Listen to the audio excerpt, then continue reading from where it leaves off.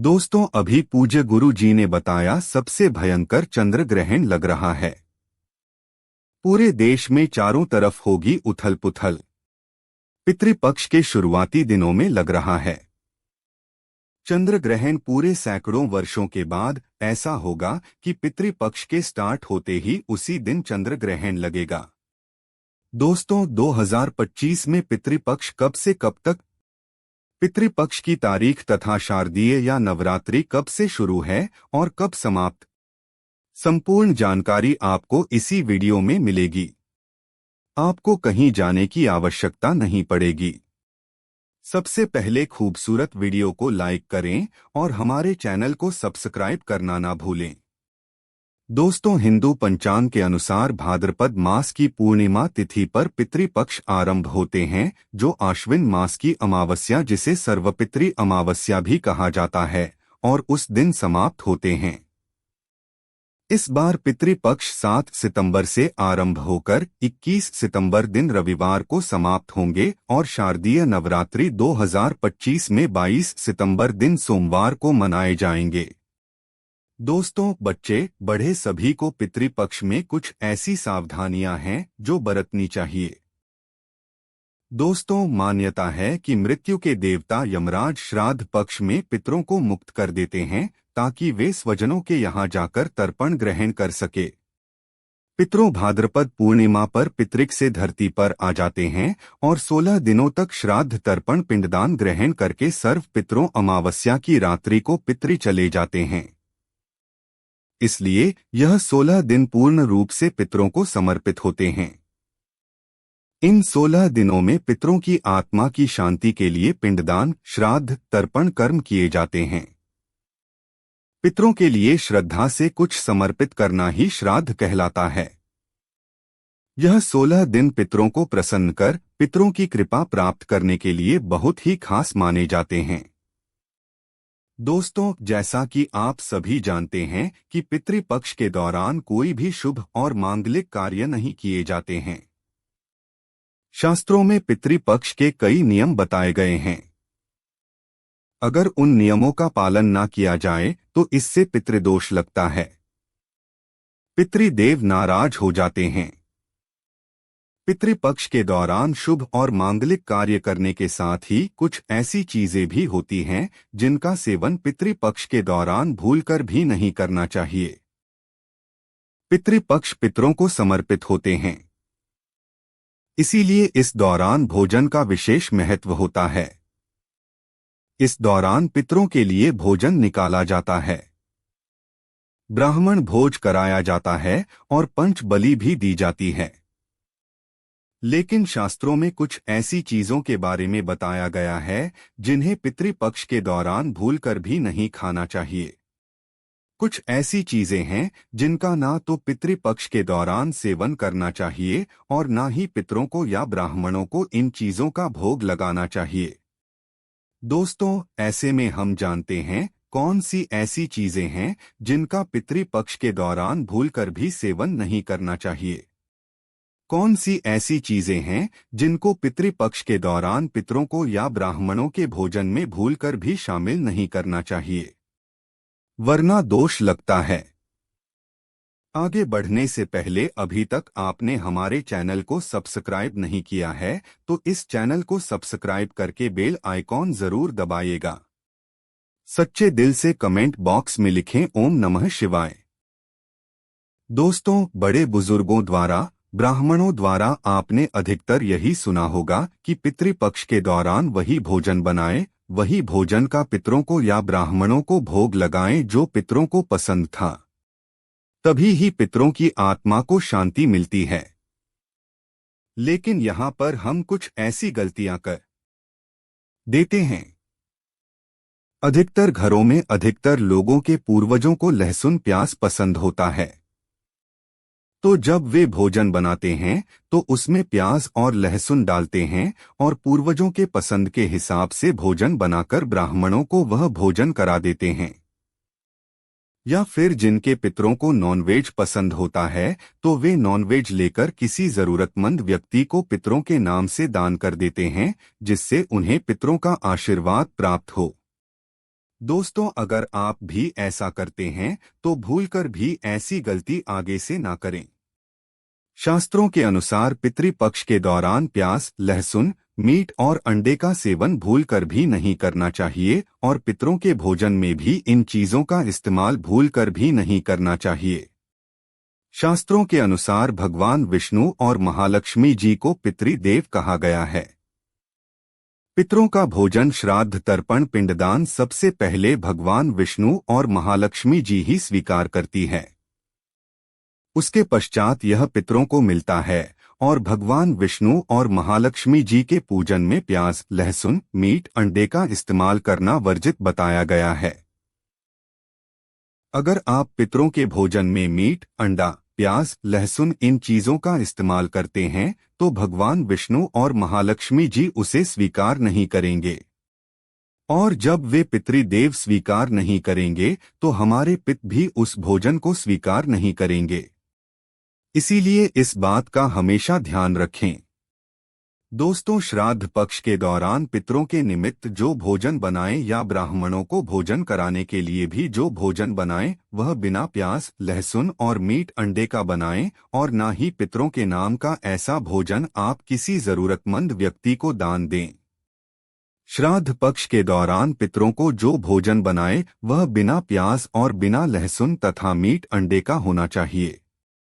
यह सभी सामग्री शुद्ध भोजन में नहीं डालना चाहिए। घोर पाप लगता है। पितृदेव क्रोधित हो जाते हैं। ध्यान रखें, पितृपक्ष के दौरान आप भी प्याज, लहसुन और मीट, अंडे का इस्तेमाल भूलकर भी ना करें। शराब आदि का सेवन भी ना करें। दोस्तों, पितृपक्ष के दौरान बासी भोजन ना करें। इन 16 दिनों में बासी भोजन शैतान को प्राप्त होता है। पितृपक्ष के दौरान ना ही बासी भोजन करना चाहिए और ना ही किसी को कराना चाहिए। कोई जरूरतमंद व्यक्ति अगर आपके द्वार पर आए तो उसे भी आप बासी भोजन ना दें। शास्त्रों में बताया गया है कि पितृपक्ष के दौरान पितृ किसी भी रूप में द्वार पर आ जाते हैं और अगर ऐसे में आप पितरों को बासी भोजन दे देंगे तो इससे आपको पितृदोष लगेगा। इसीलिए इस बात का विशेष ध्यान रखें, ना तो आप बासी भोजन करें और ना ही किसी को दें। दोस्तों, पितृपक्ष के दौरान अपने खुद के लिए वस्त्र नहीं खरीदने चाहिए। इन 16 दिनों में आप वस्त्रों का दान कर सकते हैं, पर अपने लिए कभी वस्त्र ना खरीदे। इस दिन नए वस्त्र खरीदना अशुभ माना जाता है। पितृपक्ष के दौरान पति पत्नी को दूरी बनाकर रहना चाहिए क्योंकि इस दौरान हमारे पितृदेव हमारे घर के अंदर ही हमारे आसपास मौजूद रहते हैं और अगर आप ऐसा करेंगे तो हमारे पितृ नाराज होकर चले जाएंगे। पितृपक्ष के दौरान घर में रोना नहीं चाहिए, इससे भी पितृदोष लगता है। इन 16 दिनों के अंदर खुशी खुशी पितरों का स्वागत करना चाहिए, उनका आशीर्वाद प्राप्त करना चाहिए। दोस्तों, पितृपक्ष में पितरों का भोजन बनाते समय भोजन में चावल, दाल या रोटी ना बनाएं। पितरों के लिए सदैव पक्का भोजन जैसे कि पूरी, कचौड़ी, पराठे इत्यादि आदि बनाए जाते हैं। हलवा पूरी बनाए जाते हैं। खीर आदि बनाई जाती है। पितरों को खीर बहुत पसंद आती है। खीर खाकर हमारे पितृ हमें ढेरों आशीर्वाद देते हैं। पितृपक्ष के दौरान आप स्वयं दाल, चावल, रोटी आदि खा सकते हैं, पर पितरों को यह चीजें ना दें। लेकिन याद रहे, पितरों को जो भोजन बनाएं, ब्राह्मणों को जो भोजन कराएं वह पक्का ही बनाएं। जैसे कि खीर, पूरी, मूंग दाल की कचौड़ी, दही, जलेबी इन चीजों को आप बना सकते हैं। लेकिन याद रहे, पितृपक्ष के दौरान घर में मसूर की दाल नहीं खानी चाहिए। शास्त्रों में इसे वर्जित बताया गया है। दोस्तों, मसूर की दाल के अलावा पितृपक्ष के दौरान काले नमक, काले जीरे का सेवन भी नहीं करना चाहिए और ना ही ब्राह्मण भोजन में इन चीजों को शामिल करना चाहिए। पितृपक्ष के दौरान मूली, लौकी, खीरा और सरसों का साग ना तो खाया जाता है और ना ही खिलाया जाता है। श्राद्ध पक्ष में इन चीजों को खाना और खिलाना दोनों ही वर्जित होता है। श्राद्ध पक्ष के दौरान पितरों के भोजन में नींबू नहीं डाला जाता। आप स्वयं नींबू का सेवन कर सकते हैं, लेकिन पितरों के भोजन में ब्राह्मण भोजन में नींबू ना डालें। पितृपक्ष के दौरान कई तांत्रिक क्रियाएं भी की जाती हैं, इसीलिए इस दौरान दूध, दही या फिर सफेद खाद्य पदार्थ जैसे कि सफेद रंग की मिठाइयाँ, बर्फी इत्यादि का सेवन नहीं करना चाहिए। लेकिन हाँ, यह चीजें आप अपने घर में ही बनाकर खा सकते हैं। दोस्तों, पितृपक्ष के दौरान गाय के दूध का सेवन करने से बचना चाहिए, खासतौर पर वह गाय जिसने हाल ही में बच्चे को जन्म दिया हो। ऐसी गाय के दूध का सेवन भूलकर भी ना करें।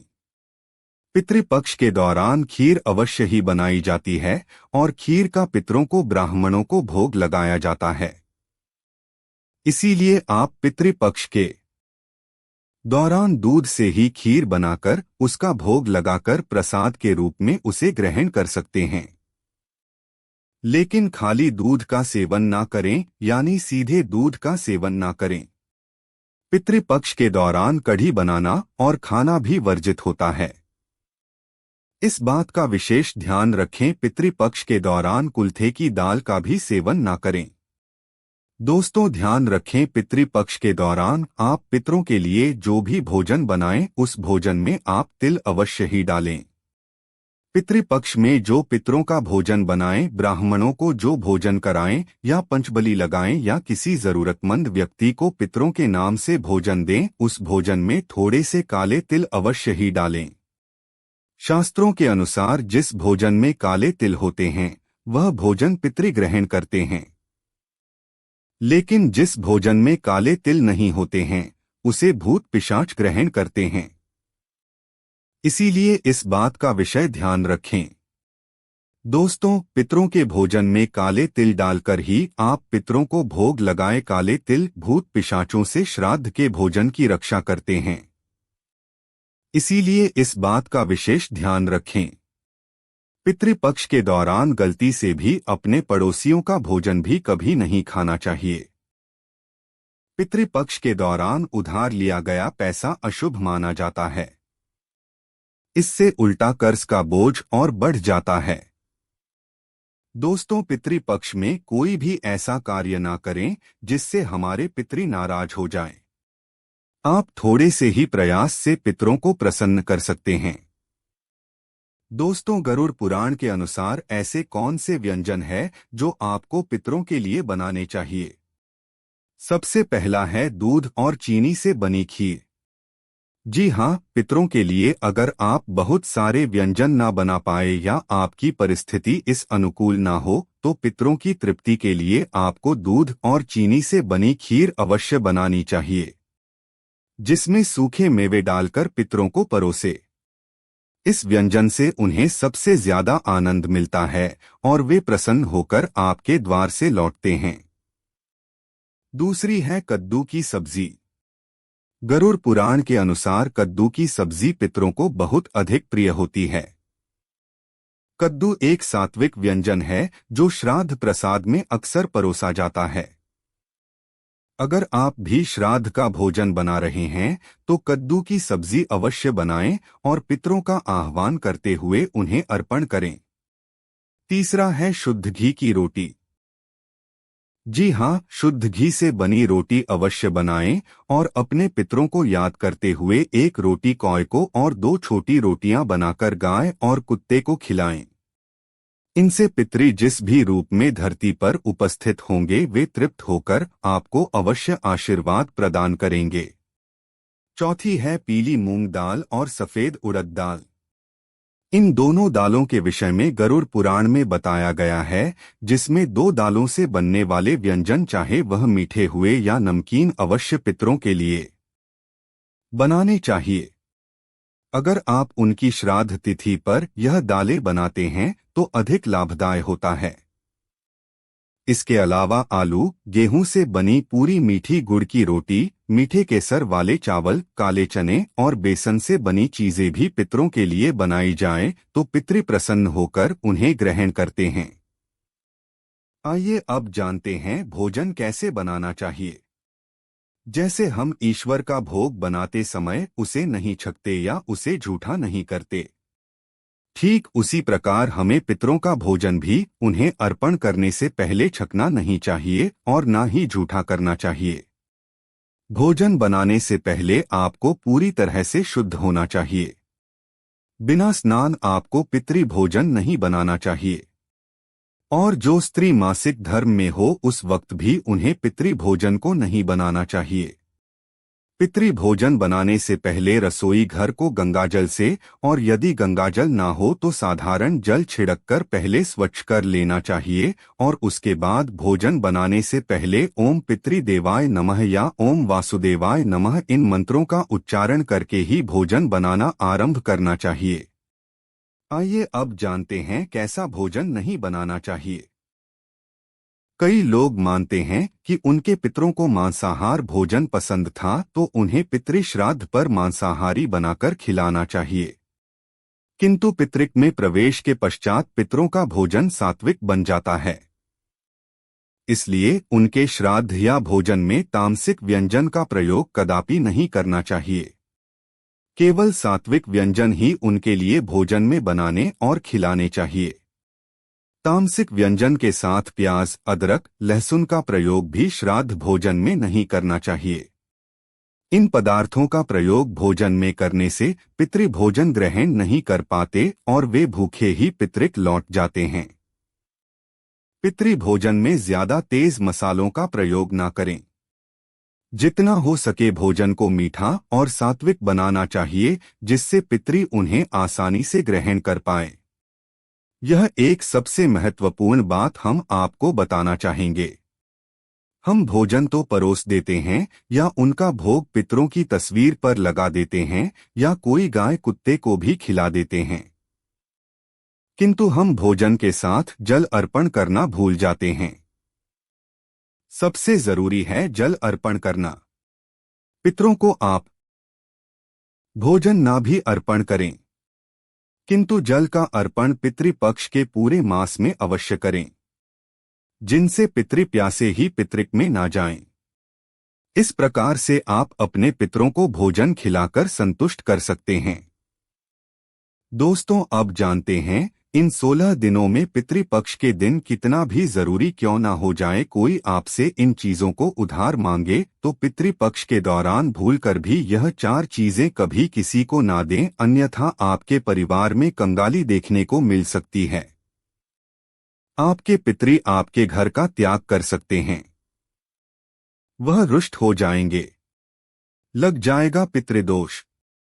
आगे बढ़ने से पहले अगर आप भगवान शिव से प्यार करते हैं तो सच्चे दिल से कमेंट बॉक्स में लिखें ओम नमः शिवाय। दोस्तों, पितृपक्ष के समय में उधार देना या लेना हर व्यक्ति के जीवन में जरूरी सा हो जाता है। कोई किसी को उधार देता है तो इस बात के लिए कि उन्हें उनके जीवन में अच्छी चीजें वापस प्राप्त हो सके तो इसकी वजह से उधार देते हैं, तो कुछ व्यक्ति सामाजिक सरोकार निभाने के लिए उधार देते हैं।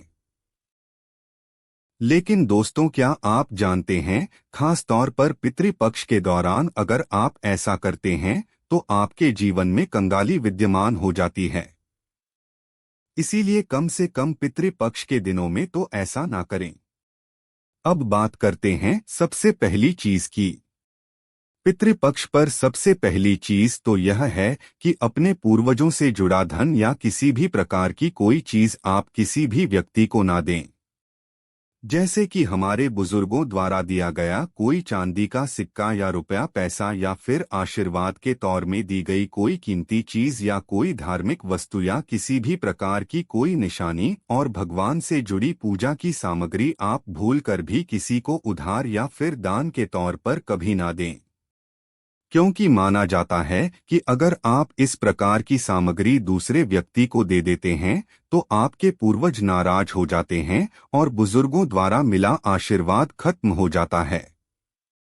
इससे पितृदोष लगता है और आपको वह नहीं प्राप्त हो पाता जो आपके पूर्वज यानी आपके पितरी जो आपके लिए करने वाले थे। तो सबसे पहले आपको इस बात का ध्यान जरूर रखना चाहिए। बुजुर्गों द्वारा कोई सम्मान में मिली चीज कभी किसी को ऐसे ही नहीं देनी चाहिए।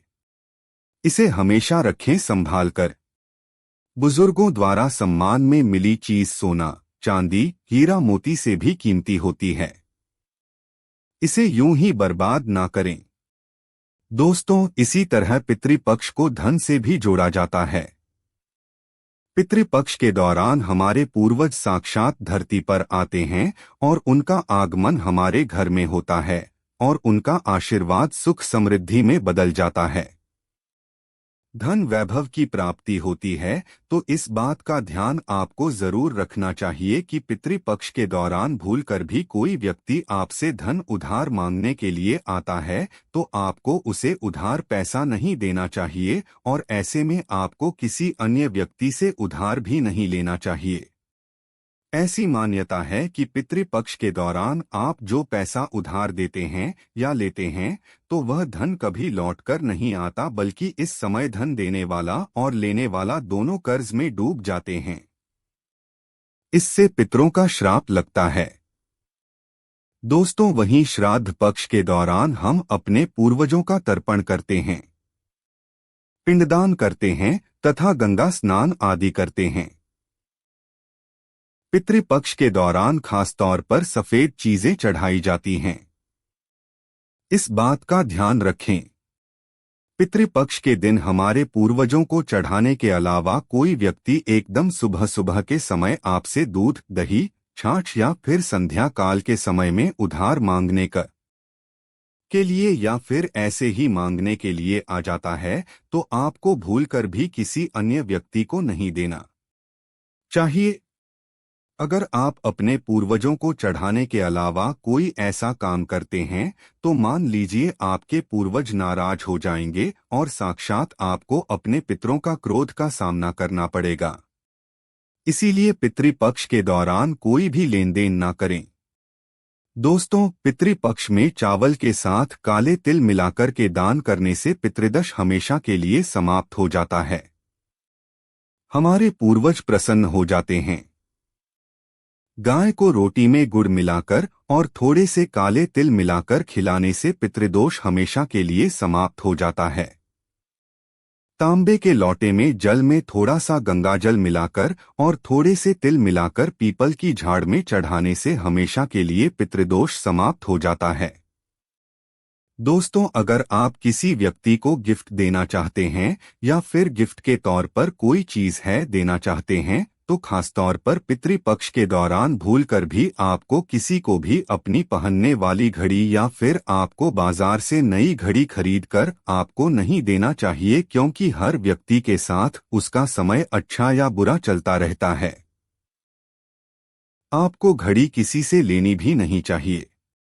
अगर किसी व्यक्ति का समय अच्छा है या आपका भी समय अच्छा चल रहा है और अगर आप किसी अन्य व्यक्ति को अपना समय दे देते हैं तो आपको आने वाले समय के अंदर अच्छे परिणाम देखने को नहीं मिलते हैं। इस बात का आपको जरूर ध्यान रखना चाहिए। खैर दोस्तों, इसी तरह पितृपक्ष में कुछ चीजें ऐसी होती हैं जो आपके घर की सुख समृद्धि से जुड़ी होती हैं। तो ऐसे में वह चीजें आपको किसी को भी उधार नहीं देना चाहिए, वह भी संध्या काल होने के बाद। जैसे कि कोई आपसे लहसुन, प्याज, दूध, दही, चीनी तथा उधार पैसे भी मांगने के लिए आता है तो जब सूर्य उदय होता है, सुबह सुबह या फिर सूर्यास्त हो जाता है, तब ऐसे में इन दोनों समय में आपको घर की समृद्धि दूसरों को भूलकर भी कभी नहीं देना चाहिए। इससे हमारे पूर्वज नाराज हो जाते हैं और लग जाता है पितृदोष। माना जाता है कि अगर आप ऐसा करते हैं तो आपके घर की सुख समृद्धि तथा माता लक्ष्मी दूसरों के घर चली जाती हैं और वहीं हमारे पूर्वज भी घर में आते आते वापस लौट जाते हैं और आपको उसका अच्छा परिणाम देखने को नहीं मिलता। दोस्तों, दान पुण्य करना हिंदुस्तान की परंपरा रही है।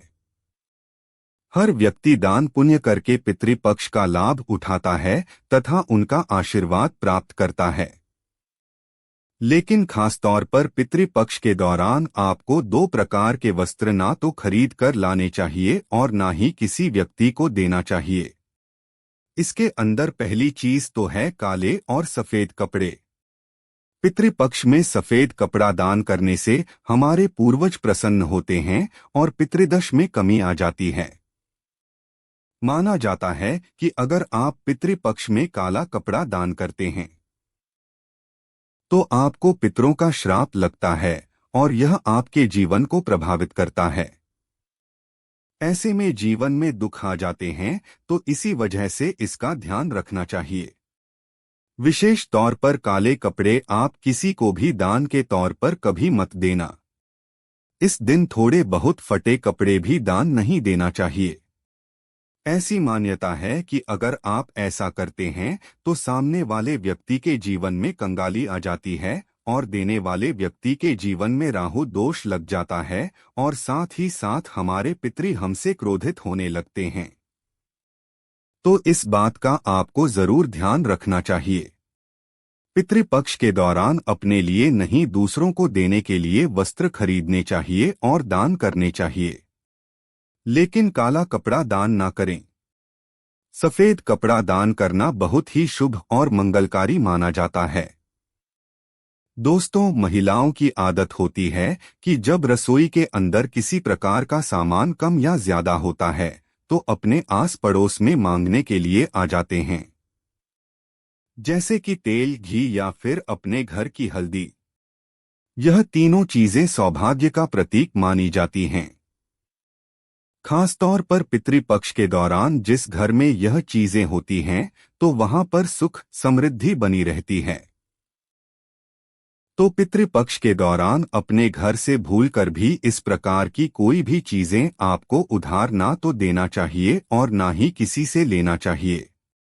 अगर आप यह गलती करते हैं तो देखते ही देखते आपके परिवार पर दुखद परिणाम देखने को मिल सकते हैं और आपके घर की सुख समृद्धि दूसरों के घर चली जाती है। दोस्तों, पितृपक्ष के दौरान अगर आप किसी व्यक्ति को दान देने की सोच रहे हैं तो आप नए कपड़े दे सकते हैं। जो आपके अपने पहने हुए और अपने पुराने कपड़े भूलकर भी कभी किसी को दान के तौर पर या फिर पहने हुए कपड़े किसी को भी ऐसे ही नहीं देना चाहिए। अगर आप अपने कपड़े किसी अन्य व्यक्ति को देते हैं तो याद रखिए कपड़ों के साथ साथ आपकी समृद्धि जुड़ी हुई होती है। अगर वह दूसरों के घर चली जाती है तो आपको इस प्रकार का सामना करना पड़ सकता है जो आपके परिवार के लिए अच्छे नहीं होते। इसीलिए इस बात का ध्यान रखें और आप पितृपक्ष के दौरान कपड़े बाजार से नए खरीद कर ही दान करें। लेकिन याद रहे, इस समय काला कपड़ा कभी किसी को दान ना करें, नहीं तो लगेगा पितृदोष। हाँ दोस्तों, बासी रोटी दान नहीं करनी चाहिए, ना ही किसी जानवर को खिलानी चाहिए। बासी रोटी हमेशा बासी ही कहलाती है। इसीलिए अगर आप अपने पूर्वजों की कृपा प्राप्त करना चाहते हैं तो ऐसे में ताज़ी रोटी तथा ताज़े बने चावल ही खिलाने चाहिए।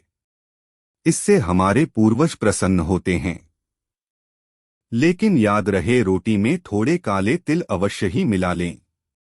सुहागिन महिला की माता लक्ष्मी से जुड़ी चीजें आती हैं जो सुख समृद्धि को बढ़ाती हैं, और यही चीजें माता लक्ष्मी को आमंत्रित करने का कार्य करती हैं। तो ऐसी चीजों से जुड़ी हुई कोई भी वस्तु आपको किसी भी महिला को नहीं देना चाहिए। सुहागिन महिला विशेष तौर से ध्यान रखें कि अपने माथे पर लगाने वाला सिंदूर तथा गले में धारण करने वाला मंगलसूत्र, और तीसरी चीज अपने पैरों में पहनने वाली पायल, और चौथी चीज पैरों का बिछुआ और चूड़ियां भी जो सुहाग का प्रतीक मानी जाती है। तो यह 5 चीजें किसी भी सुहागन महिला को भूलकर भी ऐसे ही चाहे आपकी बहन ही क्यों ना हो पहनने के लिए नहीं देना चाहिए, और ना ही किसी अन्य महिला की पहनने के लिए आपको लेना चाहिए। इस बात का आप ध्यान रखेंगे तो निश्चित तौर पर आपको इसका प्रभाव देखने को मिल जाएगा और देखते ही देखते पूर्वजों की विशेष कृपा भी आपको देखने को मिल जाएगी। दोस्तों, जो व्यक्ति अगर पितृपक्ष के दौरान डेली वाले नमक को दान करता है तो उसके वारे न्यारे हो जाते हैं। पितरों की कृपा सदैव उसके ऊपर बरसती है। पितृपक्ष के दौरान नमक का दान हर हाल में आपको करना चाहिए। नमक का दान गुप्त दान माना जाता है। अगर आपको सुख समृद्धि की इच्छा है और आपको अपने पूर्वजों की कृपा पाना है तो पितृपक्ष के दौरान नमक का दान करना ना भूलें। नमक का दान करने से पहले उसमें दक्षिणा अवश्य डालें तथा थोड़े चावल भी दान करें। नमक का दान सर्वश्रेष्ठ और मंगलकारी माना जाता है। आप रातों रात अपना भाग्य बदल सकते हैं। कच्चे दाल, चावल, नमक आदि दान करने से तथा उसमें थोड़े तिल डालने से हमारे पूर्वज हमें आशीर्वाद देते हैं और धन से मालामाल बना देते हैं। दोस्तों, अगर आप महादेव की कृपा प्राप्त करना चाहते हैं तो कमेंट बॉक्स में लिखें हर हर महादेव। शिव ओम नमः शिवाय, एक लाइक तो बनता।